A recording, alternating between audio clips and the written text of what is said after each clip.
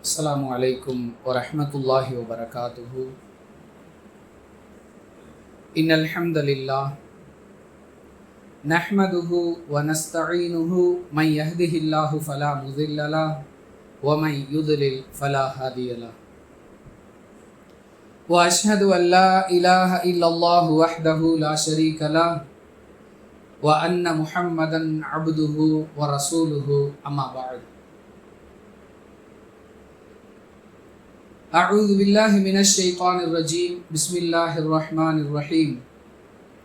وإن تصبروا وتتقوا فإن ذلك من عزم الأمور.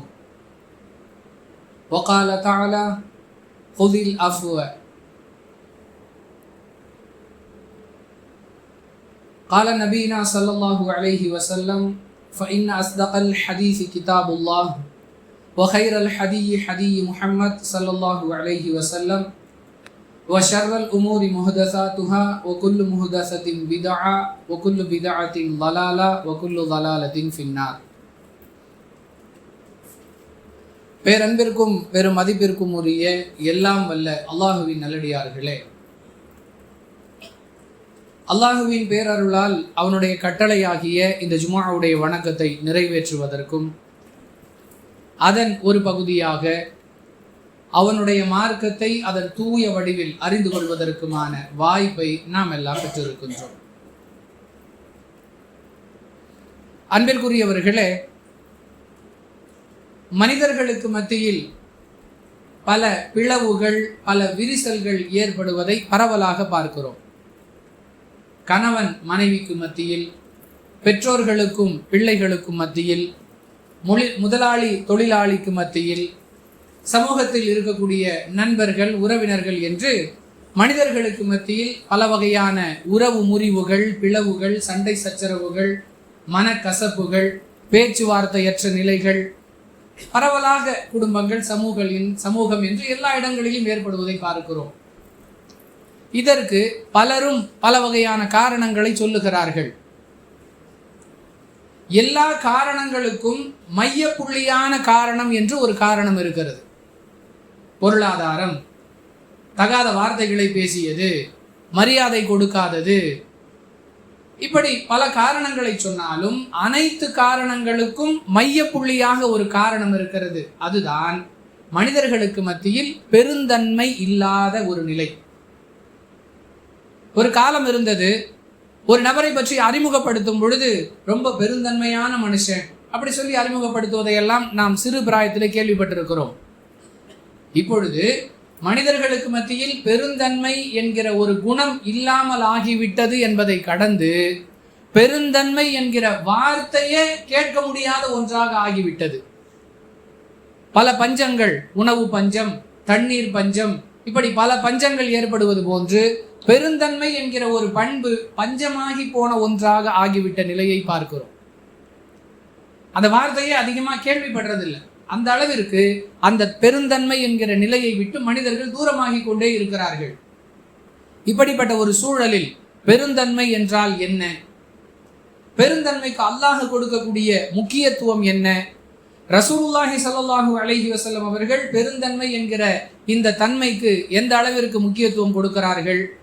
மனித சமூகம் பெருந்தன்மையோடு விளங்க வேண்டும் என்பதற்காக அல்லாஹ்வுடைய தூதர் அவர்கள் சொல்லக்கூடிய முற்காலத்தைய நிகழ்வுகள் என்னென்ன, நபிகளாருடைய பெருந்தன்மை நமக்கு முன்மாதிரியாக எப்படியெல்லாம் திகழ்கிறது ஆகிய செய்திகளுடைய தொகுப்பைத்தான் பெருந்தன்மை என்கிற தலைப்பின் கீழ் இன்ஷா அல்லாஹ் இன்றைய ஜும்ஆவுடைய சிந்தனையாக சுருக்கமாக சில செய்திகளை நாம் அறிந்து கொள்ள இருக்கிறோம்.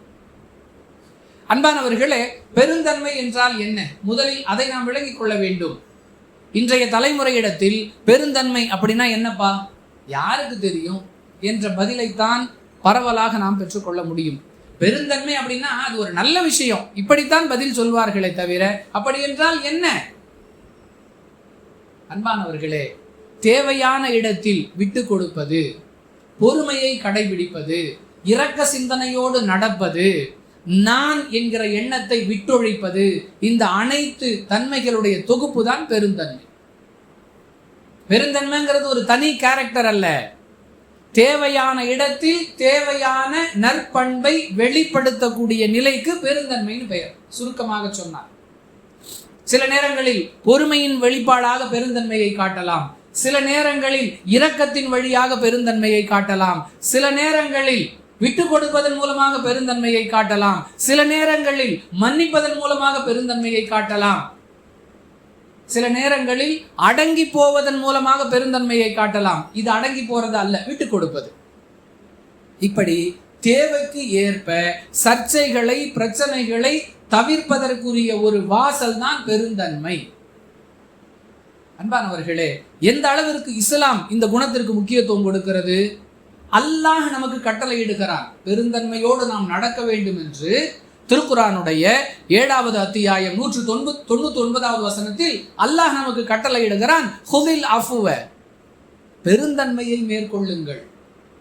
ஒரு விஷயத்தை செய்யும்படி அல்லாஹ் நமக்கு கட்டளை இடுகிறான் என்றால் அது எந்த அளவிற்கு மனித சமுதாயத்திற்கு மிக மிக அவசியமான ஒன்று என்பதை நாம் கவனத்தில் கொள்ள வேண்டும்.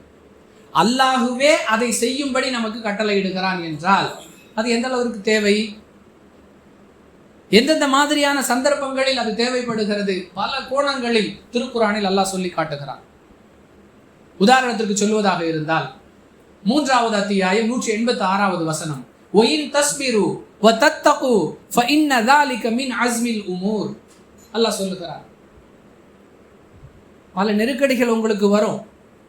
இந்த வாசகத்தை சொல்றதுக்கு முன்னாடி அல்லாஹ் சொல்றான், வேதக்காரர்கள் மூலமாக நீங்கள் பல வகையான சிரமங்களை அனுபவிச்சீங்க. ரசூலுல்லாஹி ஸல்லல்லாஹு அலைஹி வஸல்லம் அவர்களை பார்த்து பேசுகிறார், நீங்க கேட்கறதுக்கே தயங்கக்கூடிய அத்தகைய பல சிரமமான வார்த்தைகளை எல்லாம் செவியுறக்கூடிய நிலைக்கு தள்ளப்பட்டீர்கள். அது மாதிரி வார்த்தையெல்லாம் பேசுறாங்க. ஒயின் தஸ்பிரு, நீங்கள் பெருந்தன்மையோடு அதை பொறுத்து கொண்டு, தத்தகு, அல்லாஹுவை பயந்தீர்கள் என்று சொன்னால், ذلك மின் அஸ்மில் உமூர், அதுதான் உங்களுடைய செயல்களிலேயே உறுதியான செயல். நம்ம கோபப்பட வேண்டிய அளவிற்கு நமக்கு தொல்லைகள் வருகின்றன, நம்மால் தாங்கிக் கொள்ள முடியாத அளவிற்கு நம்மை நோக்கி பேச்சுகள் வருகின்றன. ஆனாலும் ஒயின் தஸ்பிரு வ தத்தகு, அதை பொறுமையோடு சகித்து கொண்டு பெருந்தன்மையோடு நடப்பதன் மூலமாக, அல்லாஹுவை அஞ்சுவதன் மூலமாக நாம் நம்முடைய குணத்தை வெளிப்படுத்தினால் அதை அல்லாஹ் எப்படி சொல்லுகிறான்? இதுதான் உறுதியான செயல். கோபப்பட வேண்டிய இடத்துல கோபப்படாமல் இருக்கிறது, பதிலடி கொடுக்க வேண்டிய சந்தர்ப்பத்தில் பொறுமையை மேற்கொள்வது, இதுவெல்லாம் பெருந்தன்மையின் அடையாளமாக அல்லாஹ் நமக்கு சொல்லி காட்டுகிறான். அன்பானவர்களே, இஸ்லாம் சொல்லுகிறது, உங்களை யாராவது தாக்கினால், தொந்தரவு படுத்தினால், பாதிப்புக்கு ஆளாக்கினால் அதே அளவிற்கு நீங்கள் அவர்களை திரும்ப தாக்கலாம். நீங்க குற்றவாளியாக கருதப்பட மாட்டீங்க. ஒருவர் உங்களை பேசுகிறார் என்றால் அதே அளவுக்கு நீங்க திரும்ப பேசலாம், வரம்பு மீறாமல். ஒருவர் உங்களை காயப்படுத்துகிறார் என்றால் அதே அளவிற்கு நீங்கள் அவரை காயப்படுத்தினா நீங்க அவரை தொந்தரவு பண்ணீங்கன்ற அர்த்தத்துல வராது. சொல்லிட்டு அல்லாஹ் சொல்றான், ஒயின் ஆகபுத்தும் ஃபஆகிபு பிமிஸ்லி மா ஊகிபுத்தும், அவங்க உங்களை தாக்குனா நீங்க அதே அளவுக்கு திரும்ப அவர்களை தாக்குவதற்கு உங்களுக்கு அனுமதி இருக்கிறது. வலையின் சபர்த்தும் லஹுவல் கைர், ஆனால் அந்த நேரத்தில் நீங்க அவர்களை மன்னித்து பொறுமையை கடைபிடிப்பது உங்களுக்கு சிறந்தது. நம்ம பொறுப்பில் அல்லாஹ் விட்டுட்டான். யாராவது உங்களை தாக்கினால் அதே அளவிற்கு நீங்கள் அவர்களை திரும்ப தாக்குவதற்கு உங்களுக்கு அனுமதி இருக்கிறது. ஆனாலும் அந்த நேரத்தில் நீங்க பெருந்தன்மையோடு அதை மன்னித்து அவர்களை திரும்ப தாக்குவதை விட்டும் விலகி நிற்பது சிறந்தது என்று அல்லாஹ் சொல்லுகிறார். அனுமதியும் கொடுத்து விட்டான். ஒன்று அனுமதி, இன்னொன்று சிறந்தது. எதை தேர்வு செய்வோம்? அன்பானவர்களே, 2 விஷயங்கள் நமக்கு முன்னால் தரப்பட்டிருக்கின்றன. இதை நீங்கள் செய்யலாம், இதையும் செய்யலாம். ஆனால் அந்த 2இல் ஒன்றை செய்வது சிறந்தது என்று சொல்லப்பட்டால் சிறந்ததைத்தானே தேர்வு செய்வோம். நம்மை அடித்தவர்களை திருப்பி அடிக்கலாம், நம்மை திட்டியவர்களை திருப்பி திட்டலாம். ஆனால் அந்த இடத்துல பெருந்தன்மையை வெளிப்படுத்துவது சிறந்தது என்று அல்லாஹ் சொல்லுகிறான். 16வது அத்தியாயம் 126வது வசனத்தில் சொல்லுகிறான். திட்டணும் போல தோணும், அடிக்கணும் போல தோணும். எப்படி சொல்லுவோம்? அந்த இடத்துல நான் இருந்திருந்தா ஒரு அறை விட்டிருப்பேன். அந்த அளவிற்கு அவர்கள் நம்மை கோபப்படுத்துவார்கள், கோபப்படுத்தி கொண்டிருக்கிறார்கள். கைய காலம் முறிச்சிருப்பேன் சொல்லுவோம். ஆனால் அல்லாஹ் சொல்லுகிறான், வலையின் சபர்த்தும் லஹுவல் ஹைர். அந்த இடத்துல நீங்க கொஞ்சம் பொறுமையை கடைபிடிச்சு உங்களுடைய பெருந்தன்மையை நீங்கள் வெளிப்படுத்துவது உங்களுக்கு நல்லது.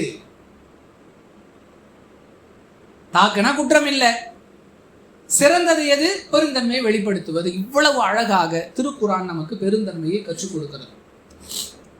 ரசூலுல்லாஹி ஸல்லல்லாஹு அலைஹி வஸல்லம் சொல்றாங்க புகாரியில 2076வது ஹதீஸ், ரஹிமல்லாஹு ரஜுலன், அல்லாஹ் அந்த அடியானுக்கு அருள் செய்வானாக.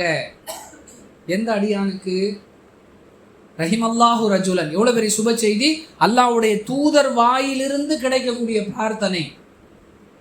ரஹிமல்லாஹு ரஜுலன், அந்த அடியானுக்கு அல்லாஹ் அருள் புரிவானாக. எந்த அடியானுக்கு? வாங்கும் பொழுதும் விற்கும் பொழுதும் வழக்காடும் பொழுதும் யார் பெருந்தன்மையோடு நடந்து கொள்கிறாரோ அந்த அடியானுக்கு அல்லாஹ் அருள் புரிவானாக. ரசூலுல்லாஹி ஸல்லல்லாஹு அலைஹி வஸல்லம் துஆ செய்றாங்க. வாங்கும்போது ஒரு பொருளை வாங்குறோம், பேரம் பேசுறோங்கிற பேர்ல ரொம்ப அநியாயமா, அதுவும் தாய்மார்கள் சுபஹானல்லாஹ் சொல்ல வேண்டியதே இல்லை, தெருவில் பாய் கொண்டு வர்றாரு ஒரு வியாபாரி, ரொம்ப தூரத்துல இருந்து வெயில்ல சைக்கிள்ல மிதிச்சுக்கிட்டு கொண்டு வர்றாரு. 2 பாய் 400 ரூபாய் அப்படின்னு சொல்றாரு. இந்த அம்மா கேட்குறாங்க, 120 ரூபாய்க்கு தர்றியா? 400 ரூபாய் சொல்ற பாயை 350 ரூபாய் கேட்கலாம், 300 ரூபாய் கேட்கலாம். என்னம்மா இப்படி இறக்கலாம்? உனக்குலாம் ஒன்றும் தெரியாது, பேசாம இரு. பேரம் பேசுறது குற்றம் இல்லை, அந்த பேரத்தில் ஒரு பெருந்தன்மை இருக்க வேண்டும் அல்லவா? அல்லாஹ்வுடைய தூதர் அழகாக சொல்லுகிறார்கள், வாங்கும் பொழுதும் விற்கும் பொழுது. ஒரு பொருளை விற்பனை செய்கிறார், ஒரு விலையை சொல்லுகிறார், வாங்குபவர் குறைத்து கேட்கிறார், அப்படியே கராரா நான் சொல்ற விலைக்கு வாங்கினா வாங்க, இல்லைன்னா இடத்த காலி பண்ணு, இப்படியெல்லாம் சில வியாபாரிகள் பேசுவதை பார்க்கிறோம். அவ்வளவுலாம் கட்டுப்படி ஆகாதுங்க. நீங்க தரலைன்னா கூட பரவாயில்லைங்க, நீங்கள் சொல்லக்கூடிய பதில பெருந்தன்மையை வெளிப்படுத்தலாமே. நீங்க கொடுக்கறது கொடுக்காதது உங்க விருப்பம், பொருள் உங்களுடையது, உழைப்பு உங்களுடையது, அதுல மாற்று கருத்து இல்லை. என்னால நீங்க கேட்கிற விலைக்கு தர முடியாதுங்கிற தகவலை பெருந்தன்மையோடு வெளிப்படுத்தினால், இல்லம்மா காலையிலேருந்து வெயில்ல சுத்துற, நீங்க கேட்குற அளவுக்கு எல்லாம் கொடுத்தா எனக்கு முதல்ல அடி வாங்கும், கோபிச்சுக்காதீங்க. இல்லை, கொடுக்காமல் இருப்பதில் கூட பெருந்தன்மை. அல்லாஹ்வுடைய தூதர் சொல்றாங்க, வாங்கும் பொழுதும் விற்கும் பொழுதும் வழக்காடும் பொழுதும். ஒரு பிரச்சனை சம்பந்தமா பேசுறோம், மொத்த தப்புமே எதிர் தரப்பினர் மீது, நம்ம மேல எந்த தப்புமே இல்லை, அதுக்காக அவங்கள வச்சு செய்யலாமா? தவறு முழுவதும் எதிர்த்தரப்பார் மீதுதான், அதுல எந்த மாற்று கருத்தும் இல்லை. நாம எந்த தவறும் செய்யாதவர்கள், நாம் எந்த தவறும் செய்யவில்லை என்பதை நிலைநாட்ட சில வாதங்களை எடுத்து வைக்கும் பொழுது கூட கொச்சையான வார்த்தைகளை பயன்படுத்தக்கூடாது, அருவருப்பான வார்த்தைகளை பயன்படுத்தக்கூடாது, காம இச்சையை தூண்டக்கூடிய வார்த்தைகளை பயன்படுத்தக்கூடாது, அவங்களுடைய மானத்தோடு விளையாடுற மாதிரி வார்த்தைகளை பேசக்கூடாது. இதுக்கு பேர் தான் பெருந்தன்மையோடு வழக்காடுதல். அல்லாஹ்வுடைய தூதர் சொல்றாங்க, வாங்கும் பொழுதும் விற்கும் பொழுதும் வழக்காடும் பொழுதும் யார் பெருந்தன்மையோடு நடந்து கொள்கிறார்களோ அவர்களுக்கு அல்லாஹ் அருள் செய்வானாகன்னு ரசூலுல்லாஹி ஸல்லல்லாஹு அலைஹி வஸல்லம் துஆ செய்றாங்க. அதோடு மட்டும் இல்ல, சில நிகழ்வுகளை அண்ணலம் பெருமகனார் ரசூலுல்லாஹி ஸல்லல்லாஹு அலைஹி வஸல்லம் நமக்கு சொல்லி காட்டுகிறார்கள். அவற்றின் மூலமாக இந்த மனித சமுதாயம் பெருந்தன்மை தொடர்பான பாடங்களை பெற வேண்டும் என்பதற்காக. புகாரில் இடம்பெறக்கூடிய 2077 மற்றும் 78வது ஹதீஸுகள்ல இருந்து கிடைக்கக்கூடிய ஒரு தகவல். ஒரு மனிதர் மக்களிடத்துல கடன் கொடுப்பார். அவர் ஒரு வியாபாரி, யாராவது சிரமப்படுறாங்கன்னா அவர்களுக்கு கடன் கொடுக்கக்கூடிய ஒரு வழக்கம் உள்ளவராக இருந்தார். அப்படி கொடுத்த கடனை வசூலிப்பதற்காக தன்னுடைய ஊழியர்களை அனுப்பும் பொழுது, யார் உடனே கடன் கொடுக்குற அளவுக்கு சூழ்நிலை இருக்குதோ அவங்கள்ட்ட வாங்கிக்கோங்க, யார் பிறகு தர்றேன்னு சொல்றாங்களோ அவங்களுக்கு அவகாசம் கொடுங்க, யாருக்கு அறவே தர சக்தி இல்லையோ அவர்களுடைய கடனை தள்ளுபடி செய்து விடுங்கள் என்று தன்னுடைய ஊழியர்களுக்கு சொல்லி அனுப்புவார். அந்த மனிதருடைய உயிர் கைப்பற்றப்படுகிறது. மலக்குகள் கேட்கிறார்கள், நீங்கள் ஏதாவது நன்மையை கொண்டு வந்தீர்களா? இந்த அடியான் தன்னுடைய செயலை சொல்லுகிறார், என்னால் இயன்ற அளவிற்கு மக்களுக்கு கடன் கொடுத்து உதவுவேன், அதை வசூலிக்க ஊழியர்களை அனுப்பும் பொழுது நான் இப்படியெல்லாம் பெருந்தன்மையோடு நடந்து கொள்வேன். அந்த மலக்குகளுக்கு அல்லாஹ் கட்டளையிடுகிறான், அடியானுடைய கடனை அவன் தள்ளுபடி செய்தான், அவனுடைய பாவங்களை நான் தள்ளுபடி செய்து விட்டேன். பெருந்தன்மையோடு நடப்பதன் விளைவு மறுமையில் அல்லாஹுடைய கருணையை, இரக்கத்தை, அன்பை பெற்று அதன் மூலம் பாவங்களை விட்டும் நாம் தூய்மையானவர்களாக ஆகிவிடுவோம் என்பதை அல்லாஹுடைய தூதர் இந்த சம்பவத்தின் மூலம் சொல்லுகிறார்கள். எவ்வளவு பெரிய பெருந்தன்மை! அன்பானவர்களே, பிரபலமான சம்பவம். 3 நபர்கள் ஒரு குகைக்குள் அகப்பட்டுக் கொள்கிறார்கள். ஒரு பெரிய பாறை அந்த குகையுடைய நுழைவாயிலை அடைத்து விடுகிறது. ஒவ்வொருவரும் தாங்கள் செய்த நற்செயலை சொல்லி அல்லாஹ்விடத்தில் துஆ செய்கிறார்கள். அதன் மூலமாக அந்த பாறை விலகுகிறது, வெளியே வருகிறார்கள். இது ஒரு சம்பவம். பல சந்தர்ப்பத்தில் விரிவாக இதையே ஒரு தலைப்பாகவெல்லாம் எடுத்து பேசியிருப்போம். அதுல ஒரு விஷயம், ஒரு நபர் தன்னிடத்தில் வேலை செய்த ஒரு ஊழியருக்கான சம்பளத்தை எடுத்து வைக்கிறார். அந்த ஊழியர் நான் பிறகு வந்து வாங்கிக்கிறேன்னு சம்பளத்தை வாங்காமல் சென்று விட்டார். 3 சா அவருக்கு கேழ்வரகு, அதுதான் கூலி. ஒரு சாங்கிறது 2 கை நிறைய 4 முறை அள்ளி போடுவதால் வரக்கூடிய அளவுக்கு தான் ஒரு சான்னு சொல்லப்படும், 2.5 கிலோ. அது மாதிரி 3 சா 7.5 கிலோ கேழ்வரகை கூலியாக பேசி ஒரு நபர் இவரிடத்துல வேலைக்கு வருகிறார். வேலையை செய்துவிட்டு அந்த கூலியை வாங்காம பிறகு வந்து வாங்கிக்கிறேன்னு சொல்லிட்டு அவர் போயிட்டார். இவர் அவருக்குரிய கூலியாக எடுத்து வைக்கப்பட்ட அந்த கேழ்வரகு தானியத்தை பயிரிடுகிறார். பூமியில பயிரிட்டு அந்த விளைச்சலில் கிடைத்த பணத்தை கொண்டு சில மாடுகளையும் அதை மேய்ப்பதற்கான ஒரு ஊழியரையும் விலை கொடுத்து வாங்குகிறார். பிறகு அந்த நபர் வருகிறார், அல்லாஹுடைய அடியானே, என்னுடைய கூலியை நான் வாங்காம போயிட்டேன், அதை நீங்க எனக்கு கொடுக்குறீங்களா அப்படின்னு சொல்லும் பொழுது, இங்கு இருக்கக்கூடிய மாடுகளையும் அதை மேய்த்து கொண்டிருக்கக்கூடிய ஊழியரையும் நீங்கள் அழைத்து செல்லுங்கள் அப்படின்னு சொல்றார். அவர் கேட்கிறார், என்ன கேலி பண்றீங்களா? நான் செஞ்ச வேலைக்கு 3 சா கேழ்வரகு தான் கூலி. சொல்றாரு, இல்ல, நீங்க கூலியை வாங்காம போயிட்டீங்க. உங்களுடைய அந்த கேழ்வரகு தானியத்தை நான் பூமியில விதைச்சேன், அது விளைந்தது. அதில் கிடைத்த லாபத்தை கொண்டு நான் இந்த மாடுகளையும் அதை மேய்க்கக்கூடிய ஊழியரையும் வாங்கினேன். உங்களுடைய முதலீட்டில் கிடைத்தது உங்களுக்கு தான் சொந்தம் என்று அவருக்கு கொடுத்து அனுப்புகிறார் என்று ரசூலுல்லாஹி ஸல்லல்லாஹு அலைஹி வஸல்லம் ஒரு நிகழ்வை சொல்லுகிறார்கள். புகாரியில 2215வது ஹதீஸில் பதிவு செய்யப்பட்டிருக்கிறது. இந்த நபர் நினைத்தால் அவருக்கு கொடுக்க வேண்டிய அந்த 7.5 கிலோ கேழ்வரகை மட்டும் கூட கொடுத்து அனுப்பி இருக்கலாம். ஆனாலும் அவருடைய பொருளால் கிடைத்தது அது அவருக்குத்தான் சேர வேண்டும் என்ற பெருந்தன்மையை வெளிப்படுத்தினார் என்பதை அல்லாஹ்வுடைய தூதர் நமக்கு சொல்லுகிறார்கள். அந்த செயல் அவர்கள் அல்லாஹ்விடம் முறையிட்ட அந்த முறையீட்டை ஏற்றுக்கொள்வதற்கு காரணமாக அமைது என்று சொல்லுகிறார்கள். ஒரு நன்மையை செய்து துவா செய்யணும்னு மக்கள்கிட்ட சொல்றோம் இல்லையா? நேர்ச்சை செய்யக்கூடாது. இஸ்லாத்தை பொறுத்தவரை நேர்ச்சை என்பது நல்லது அல்ல. அல்லாஹ்வுடைய தூதர் சொல்றாங்க, நீங்கள் செய்யக்கூடிய நேர்ச்சை உங்கள் தலையெழுத்தில் எதையும் மாற்றி விடாது. என் மகன் 10th பாஸ் ஆனா நான் 10 ஏழைக்கு சோறு தர்றேன், என் மகளுக்கு நல்லபடியா டெலிவரி ஆச்சுன்னா நான் ஒரு 2 பேருக்கு ட்ரெஸ் வாங்கி தர்றேன். இப்படி அல்லாஹ்விடம் டீல் பேசுவது நல்லது அல்ல. மக டெலிவரிக்கு போக போற, ஹாஸ்பிட்டல் அட்மிட் ஆக போறாங்க, ஒரு 10 ஏழைகளுக்கு உணவு கொடுத்து, யா அல்லாஹ் இந்த தர்மத்தின் பொருட்டால் அந்த பிரசவத்தை இலகுவாக்கி கொடு, இப்படித்தான் கேட்கணும். என் மகன் 10th எக்ஸாம் எழுத போறான், ஒரு 2 பேருக்கு உடை வாங்கி கொடுத்து, யா அல்லாஹ் இந்த தர்மத்தின் பொருட்டால் என்னுடைய மகன் தேர்வில் வெற்றி பெற நீ உதவி செய். செய்துவிட்டு அல்லாஹ்விடத்துல கேட்கணுமே தவிர நீ செஞ்சா நான் செய்வேன், அல்லாஹ்விடத்துல கான்ட்ராக்ட் பேசுறது நல்லது அல்ல. ரசூலுல்லாஹி ஸல்லல்லாஹு அலைஹி வஸல்லம் சொல்றாங்க. அந்த மாதிரி இந்த 3 நபர்கள் செய்த நற்செயலை சொல்லி அல்லாஹ்விடத்துல பிரார்த்தனை செய்து அந்த குகையிலிருந்து வெளிப்பட்டார்கள்ங்கிறது புகாரில் இடம்பெறக்கூடிய 2215வது ஹதீஸ்ல சொல்லப்படக்கூடிய செய்தி பல இடங்கள்ல பதிவு செய்யப்பட்டிருக்கு. தகவல் என்ன? அந்த நபர் பெருந்தன்மையோடு நடந்து கொண்ட விதம் அல்லாஹுவை மகிழ்வித்த காரணத்தால் அந்த பாறை விலகி அவருக்கு வழிவிட்டது. இதுதான் பாடம்.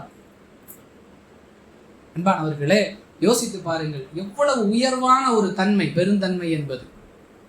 அல்லாஹுவையே சந்தோஷப்படுத்தக்கூடிய அளவிற்கு இந்த குணம் சிறந்ததாக இருக்கிறது என்பதை நாம் கவனத்தில் கொள்ள வேண்டும். அன்பானவர்களே, இன்னும் அல்லாஹ்வுடைய தூதர் சொல்றாங்க, அஷ்அரி என்று சொல்லக்கூடிய ஒரு கூட்டத்தார், அஷ்அரி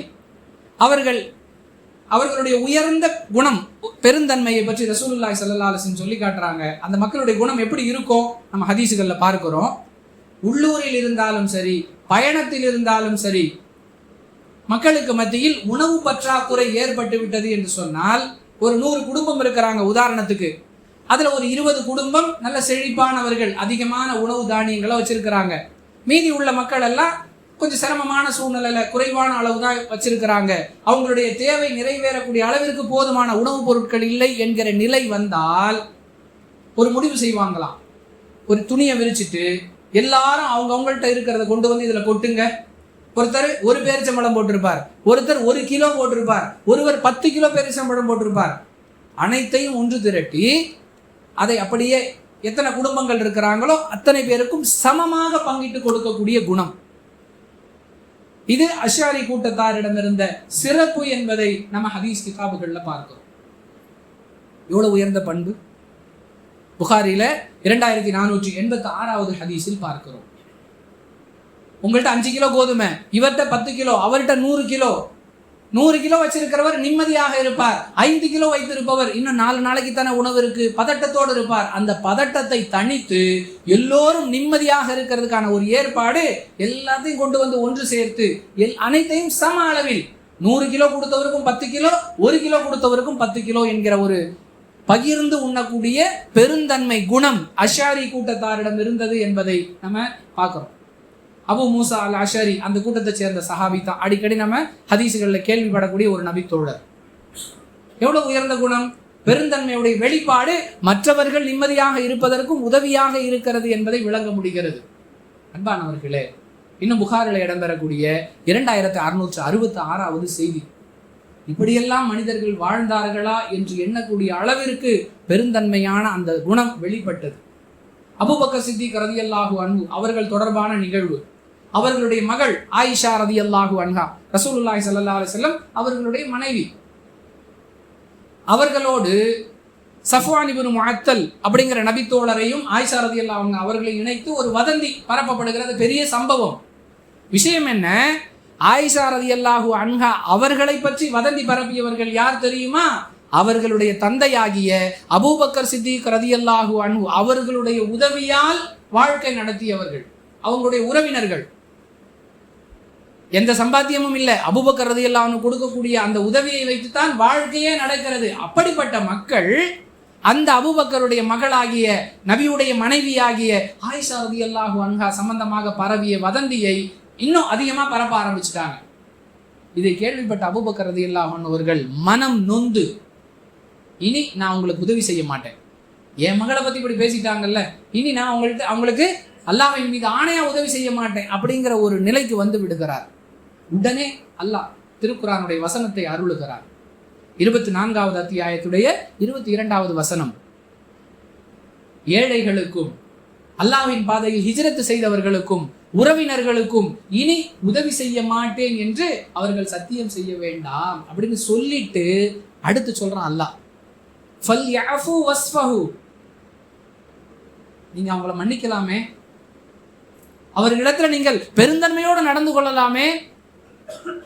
அலா யுஹிப்பூன ஐ யக்ஃபிரல்லாஹு லக்கும், உங்களுடைய பாவங்களை அல்லாஹ் உங்களுக்கு மன்னிக்க வேண்டும் என்று நீங்கள் விரும்புகிறீர்களே, அது மாதிரி நீங்க அவங்கள மன்னிச்சு விட்டுடலாம்ல, உங்களுடைய பெருந்தன்மையை காட்டலாமே அப்படின்னு அல்லாஹ் கேட்கும் விதமாக 24வது அத்தியாயத்துடைய 22வது வசனத்தில் பேசுகிறான். உடனே அபூபக்கர் ரலியல்லாஹு அன்ஹு அவர்கள் தன்னுடைய நிலைப்பாட்டை மாற்றிக்கொள்கிறார்கள். நான் அவர்களுக்கு உதவி செய்வேன் இனிமே.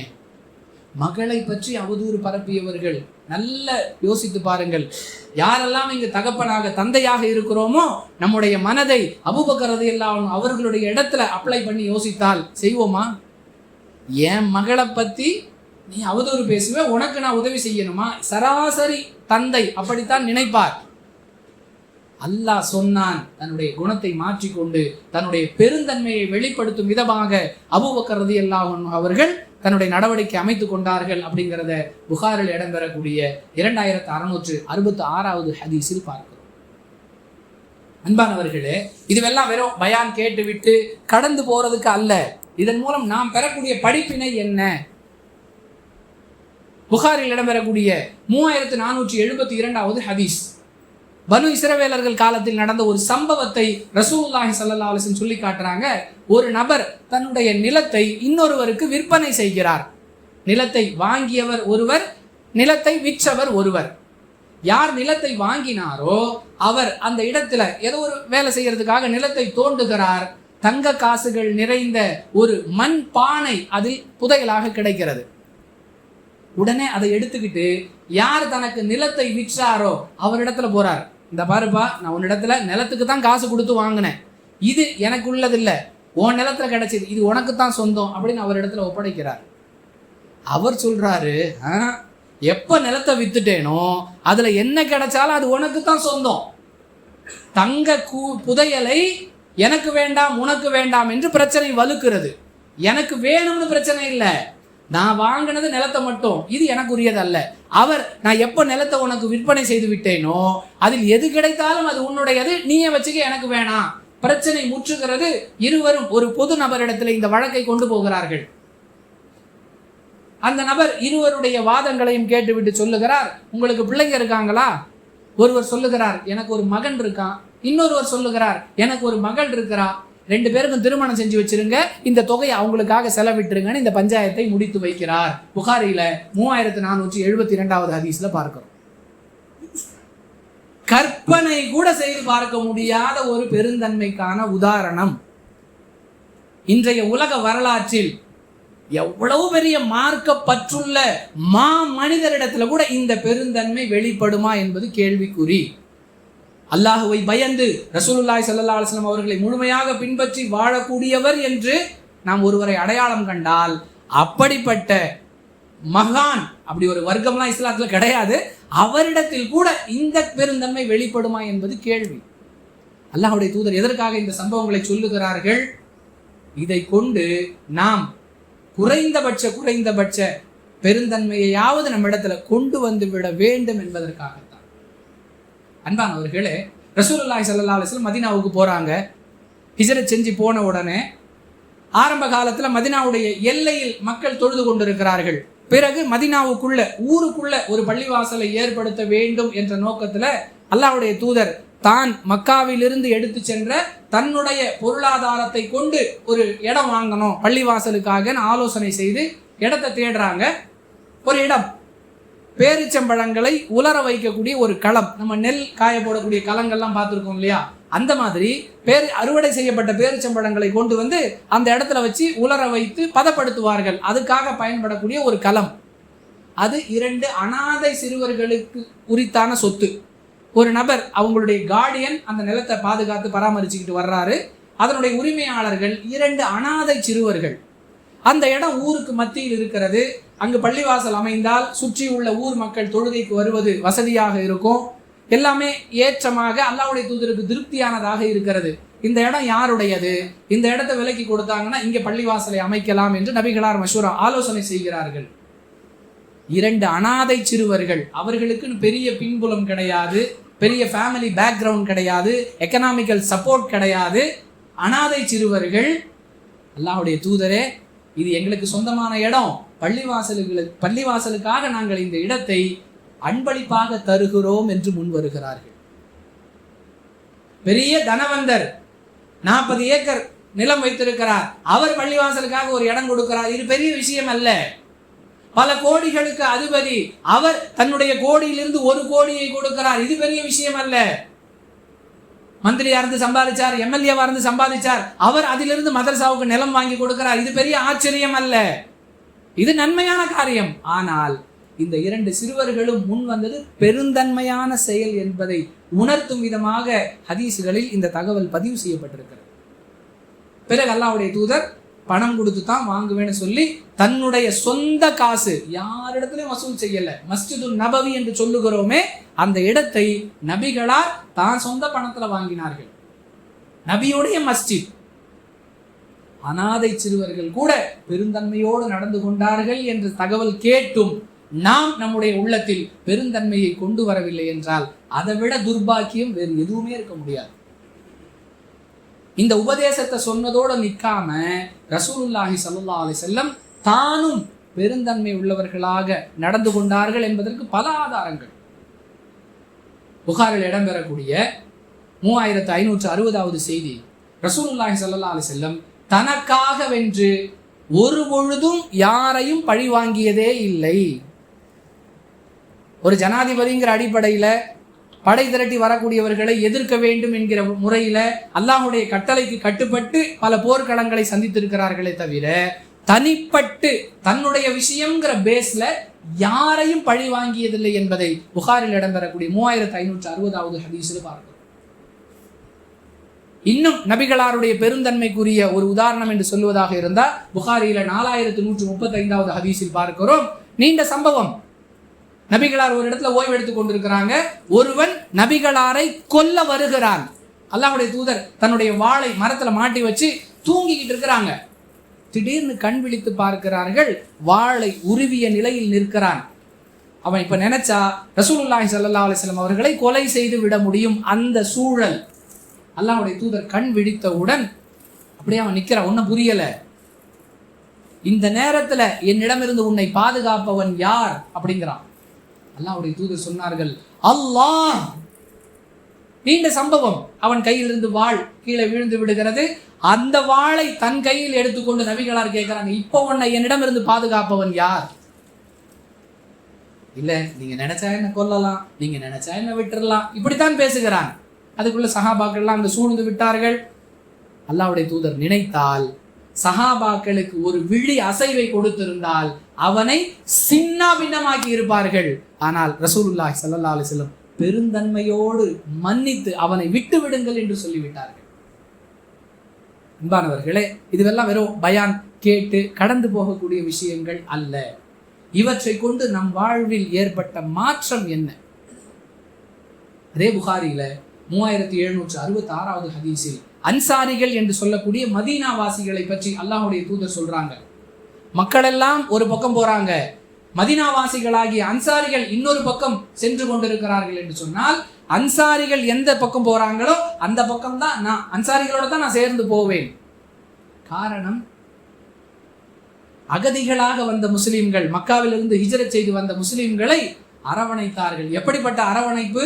உலக வரலாற்று பக்கங்களில் இப்படிப்பட்ட ஒரு அரவணைப்பை இனி யாரும் வெளிப்படுத்த முடியாது என்று சொல்லக்கூடிய அளவிற்கு தாம் வியாபாரத்துல பாதி, தாம் வீட்டுல பாதி, அவர்களை தங்கள் குடும்பத்தில் ஒரு நபராக ஏற்றுக்கொண்ட அந்த நுஸ்ரத் என்று சொல்லக்கூடிய உபகாரிகளாகிய அன்சாரிகள், அவர்களுடைய நல்ல பெருந்தன்மையான பண்பால் நபிகளாருடைய உள்ளத்துல எவ்வளவு பெரிய இடம் கிடைச்சது. மக்கள் எல்லாம் ஒரு பக்கம், அன்சாரிகள் ஒரு பக்கம் என்றால் நான் அன்சாரிகளின் பக்கத்தில் நிற்பேன் என்று நபிகளார் சொன்னார்கள். அன்பானவர்களே, நபிகளாருடைய அன்சாரிகள் மீதான இந்த முக்கியத்துவத்திற்கு காரணம் அந்த அன்சாரிகளுடைய பெருந்தன்மை. எனவே நீங்களும் நானும் நம்முடைய உள்ளத்தில் பெருந்தன்மை என்கிற இந்த நற்பண்பை கொண்டு வருவதன் மூலமாக நாமும் அல்லாஹ்விடத்தில் சிறந்தவர்களாக ஆகுவோம் என்பதில் எந்த சந்தேகமும் இல்லை. அப்படிப்பட்ட நல் வாய்ப்பை அல்லாஹ் எனக்கும் உங்களுக்கும் தந்தருள்வானாக. வாஹிரு தஅவானா அனில் ஹம்துலில்லாஹி ரப்பில் ஆலமீன்.